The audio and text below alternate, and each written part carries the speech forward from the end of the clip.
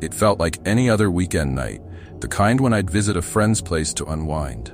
I had just left Dave's place after a relaxing evening, good conversation, and an amazing dinner courtesy of his wife. It was late, but I wasn't in a hurry. The Old Pine Road was my usual shortcut home. It was safe, familiar, and quicker than the highway. But tonight, something about it felt different. I pulled out of the driveway and immediately noticed the fog rolling in. Thick, almost as if it had been waiting for me. It clung to the windshield, blocking out everything except the pale yellow colors of the streetlights. There was no sound, no wind, no chirping of crickets or distant hum of traffic, just silence. I glanced at the clock. It was 2:37 a.m. The road was empty, too empty. It was the middle of the night, but I was used to seeing a few cars or even the occasional late-night jogger. But nothing tonight. I took a deep breath, trying to shake off the weird feeling creeping up my spine. Maybe it was just the fog. Or maybe it was the fact that I hadn't seen another car for miles. Then suddenly I noticed something. A mailbox, rusted, leaning to one side. I slowed down, staring at it. There was something written on the mailbox. It was R. Carter. It was barely visible in chipped paint. But it was the only thing around. No house, no driveway, just this crumbling mailbox, standing alone in the fog. I felt a shiver down my neck, but kept driving. But as I did, my GPS screen flickered. It wasn't anything dramatic, just the map freezing for a second before going completely blank. I tapped the screen, annoyingly, but it wouldn't turn back on. Great, I muttered to myself, and grabbed my phone. That's when I saw it. In the distance, through the fog, there was a house. No, it wasn't a house. It was a building. 2 stories. Old, but not decayed. It stood there like it had just been dropped into place. I swerved slightly as I got closer, squinting through the fog. There was something off about it. The windows were too dark. The yard was overgrown with weeds, but not the kind that looked like they'd been there for years. It was more like the house had just been abandoned. I stopped the car a few yards away from it, the engine humming in the quiet. My headlights didn't seem to reach the edges of the property. The house looked strangely out of place. Had I passed this before?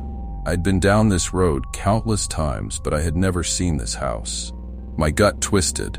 I could feel something was wrong, like a sense of déjà vu, but not in a comforting way. It was an all too familiar sensation of something being just off. I couldn't resist. I got out of the car, locking it behind me. I needed to see this place up close. Maybe there was a sign or a mailbox, something that made sense of it. My breath came out in visible puffs, mixing with the thick fog that swallowed the ground. I walked toward the house slowly, the gravel beneath my shoes crunching louder than I expected. The air was dead, thick, suffocating, like there was too much space around me, too much silence. The porch was sagging, and the front door had a faint glow from the inside, though I couldn't see any lights through the foggy windows. The door was cracked open. Something made me stop. Not a sound, but an odd feeling, like the hairs on the back of my neck stood up all at once. I took another step forward, almost against my will, and that's when I heard it. Footsteps, slow and heavy. I froze. The footsteps were coming from inside the house, as though someone was walking around just behind the door. I couldn't bring myself to move closer. For a moment, I stood there, completely still, straining to hear anything more. The steps stopped. Then, just as I turned to walk back to my car, I heard the door creak. Someone was standing there, just out of sight. I didn't move. I swear I couldn't. A voice came from the doorway, low and almost drowned out by the fog. "Who's there?" It wasn't an angry voice. It was flat, neutral, too neutral. My chest tightened, and I instinctively took a step back. I wanted to run, but my feet were stuck. I didn't know what it was, but something kept me rooted to the spot. Maybe it was the complete lack of sound around me, or the strange feeling that the person behind that door already knew everything about me. Before I could say anything, the door slammed shut. I jumped back in panic, heart racing. I turned and ran back to my car, not daring to look behind me. When I got in, I slammed the door shut and started the engine, hands trembling. As I reversed, I glanced back toward the house. There was a figure standing on the porch facing me. It wasn't a person I'd seen before, but I knew them instantly. I couldn't explain how, but I did. There was something about them that didn't fit in this time, like they were from a different era. I didn't care to think about it. I floored the accelerator and almost drove at a speed of 110 miles an hour. I didn't stop until I was miles down the road when I pulled over to catch my breath. But I couldn't take the image out of my brain. I glanced in the rearview mirror, half expecting to see them behind me. But there was nothing. Just the fog. I got home and texted Dave about the strange house, not expecting much of a response. He texted back almost immediately. Dave replied back through SMS, "Did you say you saw that house on Old Pine Road?